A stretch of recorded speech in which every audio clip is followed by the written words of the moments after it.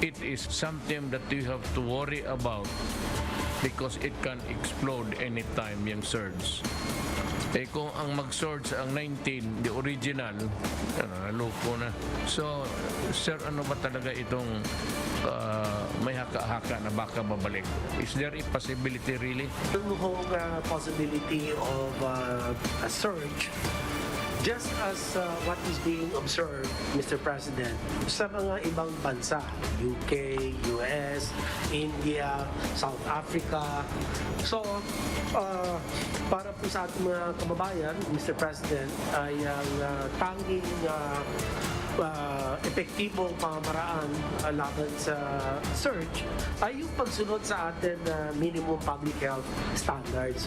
Yung pa rin at yun ang isa sa dalawang pinakamahalagang hakbang, yung pong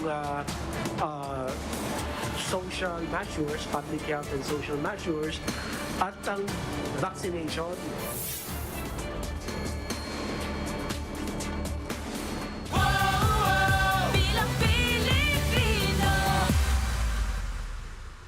The News Day continues here on One News Now. I'm Charles Lejano.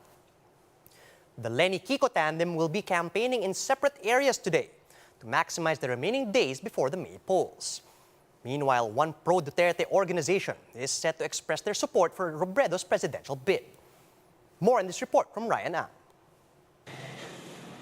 Presidential candidate VP Leni Robredo and running mate Senator Kiko Pangilinan will be doing separate campaigns today as the election day is getting nearer. VP Leni will be going to Bulacan while Pangilinan will be wooing voters in Malabon and Navotas.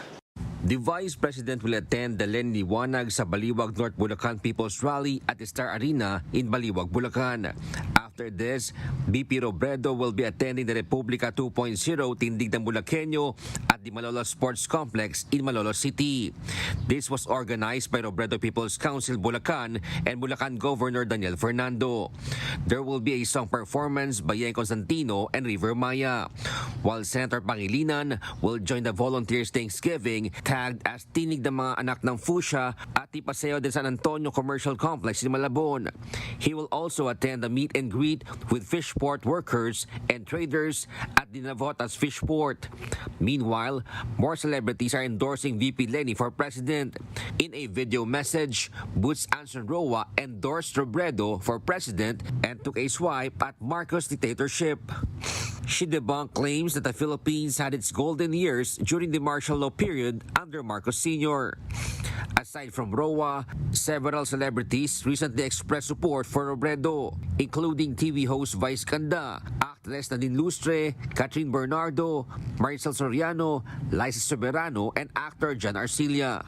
A pro-Duterte administration organization is also set to transition its support to VP Leni by joining the IMK Leni movement today. The event will be held at the IMK Leni headquarters in Pasay City. For News 5, Ryan Ang, We Are One News. Authorities have arrested 3 men in connection with the recent Smartmatic security breach. In a press briefing on Tuesday, the PNP Anti-Cybercrime Group and the Cybercrime Investigation and Coordinating Center announced the arrest after joining forces to entrap the 3 hackers. CICC Executive Director Cesar Mancao said the hackers are connected with the disgraced Smartmatic employee Ricardo Argana. And he added that the group has been offering their services to politicians in exchange for 60 million pesos.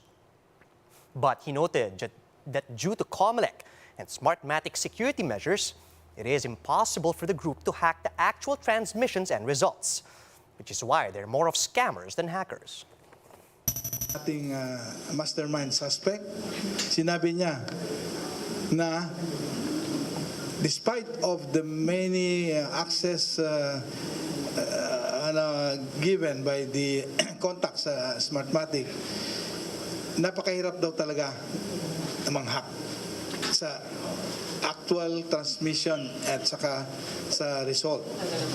More on, mang-i-scam lang talaga sila.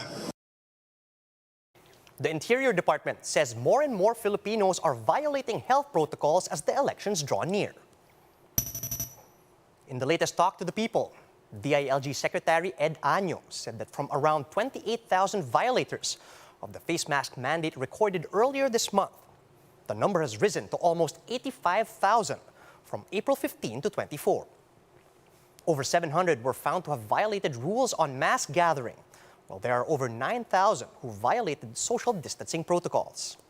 The DILG is now calling on LGUs, community leaders, campaign organizers, and election officers to strictly implement health standards so that the country can prevent a possible surge by mid-May. Ang pinakamalaking challenge po natin, Mr. President, ay ang parating na eleksyon.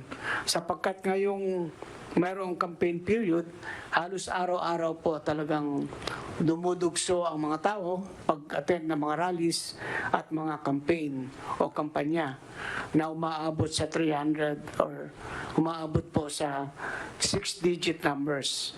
At ang pinakamalaking challenge po natin dito ay ang election day mismo sa May 9 sapagkat ating ina-expect na 60 million, at least 60 million voters po ilalabas, magko-converge sa mga presinto kung saan sila boboto.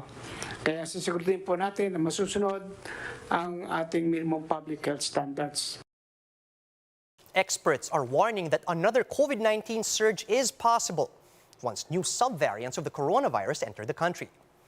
But the Octa Research Group says they're not recommending the imposition of another lockdown. Maricel Halili with the details.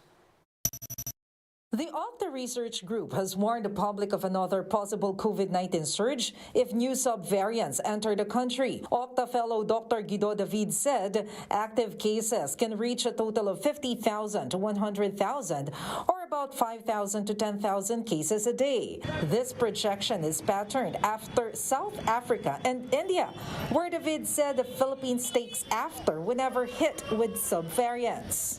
Possible na yung surge ay maging may similar trajectory doon sa nakita natin noong January na mabilis siya makapanghawa, mabilis dumami at baka mabilis rin bumagsak yung bilang ng kaso dahil we have a high number of vaccinations in certain key areas.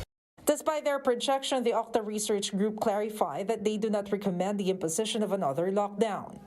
What may happen in the next few weeks is manageable po given our existing capabilities ho, lalo na nag-improve na ho ang treatment, lalo na nag-improve na rin yung response ng government at local government, kaya ho i-manage yan. Rai emphasized the need for full compliance to health standards and a more aggressive vaccination drive. This view is shared by infectious disease expert Dr. Edsel Salvania. But contrary to Octa, he believes that another COVID-19 surge in the country is unlikely, given that the country's positivity rate is low 1.1%. Although kinakabahan na rin ako sa dami ng rallies na nangyayari, pero nananatili po talaga yung protection ng paggamit ng mask at yung pag-boost at pagbakuna po natin. The World Health Organization and the Health Department earlier warned the country of a possible surge mid-May due to the election season. For News 5, Maricel Halili, We Are One News.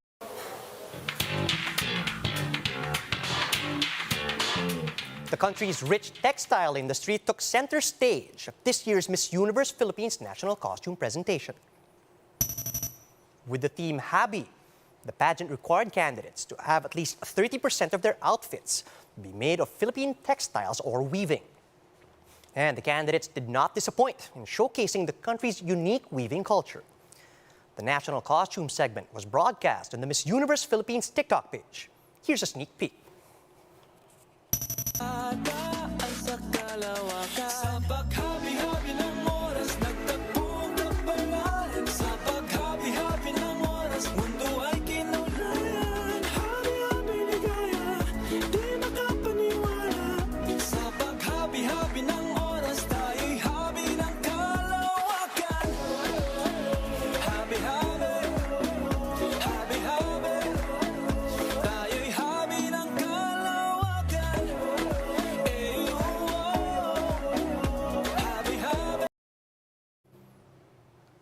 Here's a quick look at some of today's headlines. The 3-day local absentee voting begins today. Marawi City and 7 more areas have been placed under COMELEC control. And President Duterte will lead the inauguration of the Cebu-Cordova Link Expressway later today. And those are the top stories at this hour. Join us later at 2 p.m. as we continue to monitor the day's biggest stories. You can also catch One News on Signal Play. Register for a free account at www.signalplay.com so you can stream One News live anytime and anywhere. I'm Charles Lejano. Mask on, wash hands, and stay safe, Philippines. We're One News.